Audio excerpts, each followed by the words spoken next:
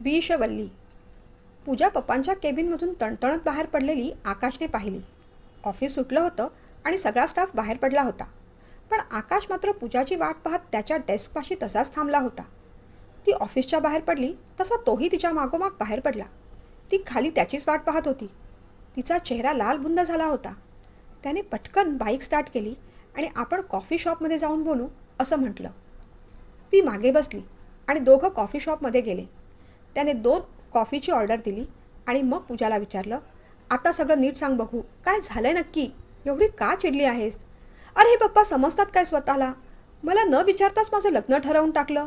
एवढा पैसेवाला देखणा मुलगा शोधूनही सापडणार नाही असं म्हणत होते. घाबरत घाबरत आकाशने विचारलं, कोण आहे कोण मुलगा? इंडस्ट्रियलिस्ट प्रकाश परांजपे यांचा मुलगा संदीप परांजपे. आकाश आ वासून पाहतच राहिला.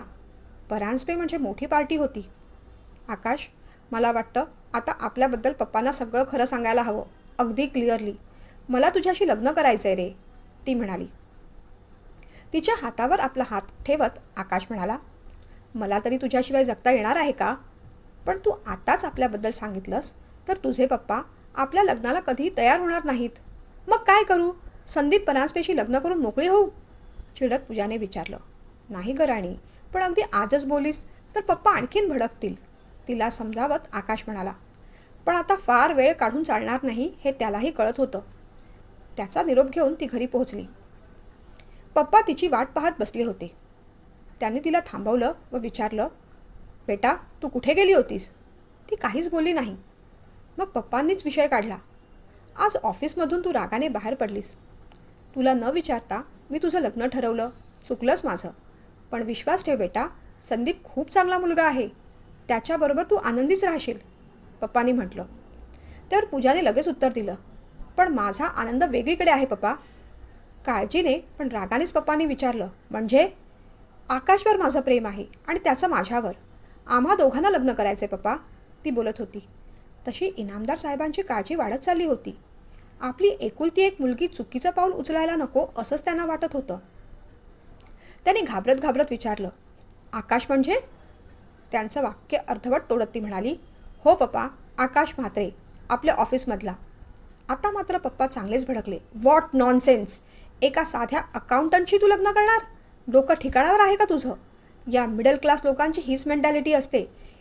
एकुलत्या एक श्रीमंत मुलीला आपल्या जाळ्यात अडकवायचं आणि मग तिचे पैसे उकळायचे.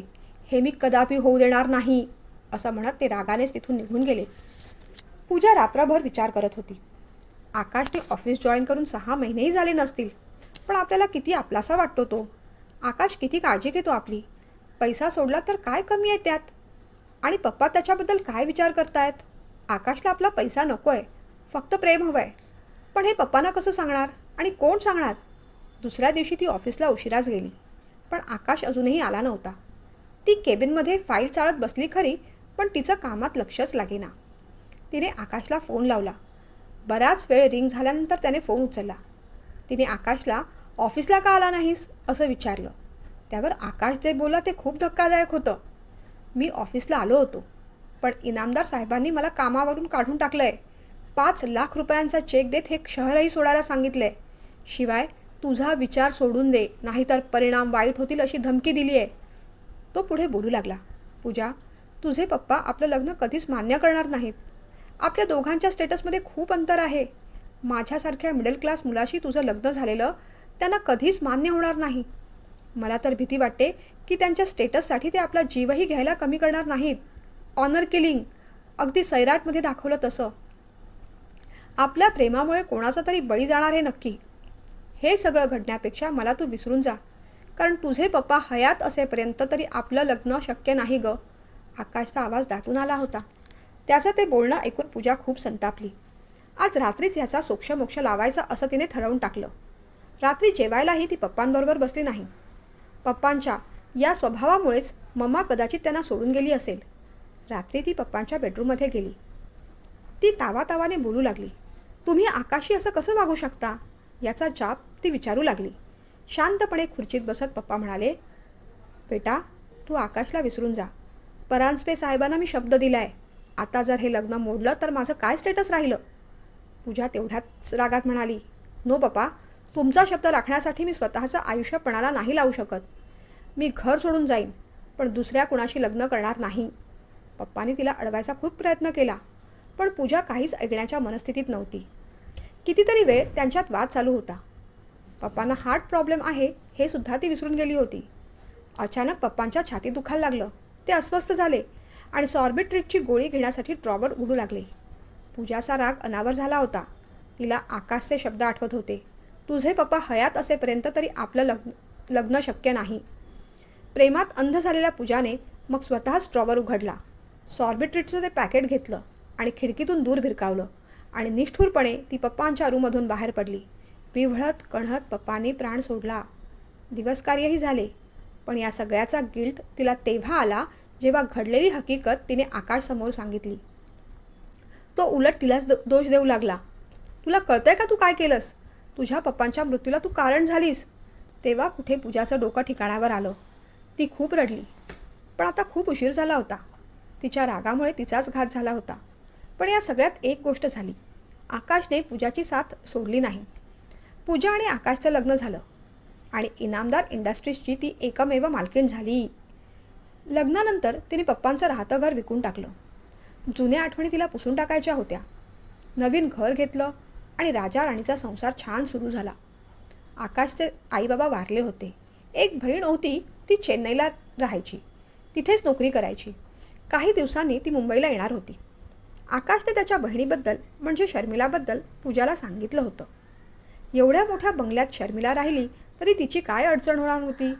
लवकरच पूजाने आणि आकाशने कंपनी जॉईन केली. त्यांनी जुना विश्वासू स्टाफ काढून टाकला. गैरकारभारामुळे काही क्लायंट तुटले, काहींना मुद्दामूनच तोडून टाकलं. एकंदरीत इनामदार इंडस्ट्रीजची वाताहत सुरू झाली होती. सुखात मग्न असलेल्या त्या दोघांना कशाचीच पर्वा नव्हती. करोडोंची प्रॉपर्टी होती. पुढच्या 7 पिढ्या बसून खातील एवढी संपत्ती होती. रोज पार्टी, रोज आउटिंग. जणू दोघंही एकमेकांच्या प्रेमात न्हाऊन गेली होती.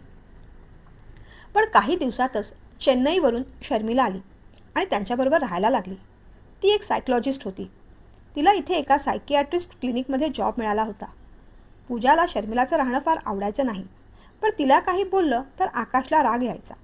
म्हणून ती बऱ्याचदा तिच्याशी जुळवून घ्यायची किंवा तिला इग्नोर करायची. शर्मिला आल्यापासून पूजा आणि आकाशमध्ये भांडणं होऊ लागली होती, पण त्याची कारणं जरा निराळीच होती. वहिनी, हे काय गं, तू आज पुन्हा गॅस चालू ठेवलास. गिझर ऑनच राहिला होता. निदान लॉक तरी नीट कर. सगळं कसं काय विसरतेस तू? अशा अनेक कारणांवरून शर्मिला बऱ्याचदा तिला बोलायची. तिच्यामुळे पूजाला कॉम्प्लेक्स निर्माण झाला होता. आपण खरोखरच विसरभोळे झालो आहोत का असं तिला वाटू लागलं होतं. आता घराबाहेर पडताना दोनदा लॉक चेक करायला लागली होती. ती गॅस चेक करायला लागली होती, पण तरीही शर्मिला तिला त्याच गोष्टींवरून ऐकवायची.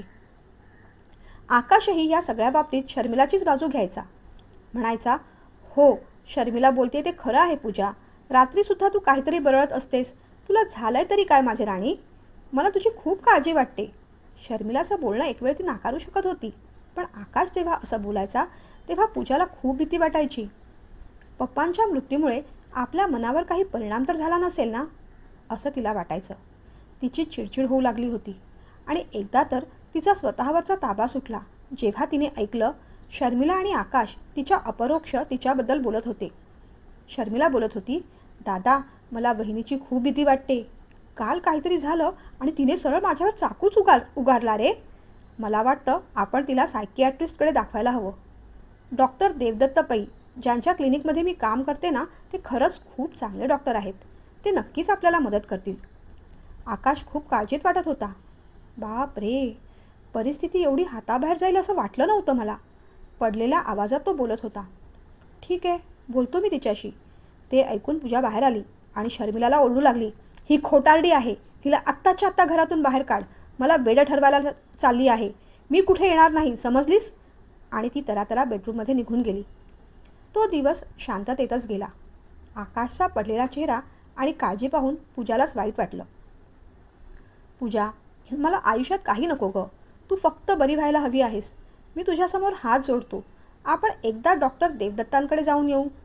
प्लीज नाही म्हणू नकोस, निदान माझ्यासाठी. आकाशच्या डोळ्यातलं पाणी पूजाला पाहवलं नाही आणि त्याच्यासाठी म्हणून ती तयार झाली. दुसऱ्या दिवशी आकाश तिला घेऊन डॉक्टर देवदत्तांच्या क्लिनिकमध्ये पोहोचला. शर्मिलाने डॉक्टरांची आणि त्या दोघांची ओळख करून दिली. क्लिनिकमध्ये फार गर्दी नव्हती. डॉक्टर देवदत्तांनी पूजाला त्यांच्या केबिनमध्ये बोलवलं. शर्मिला आणि आकाश बाहेरच थांबले.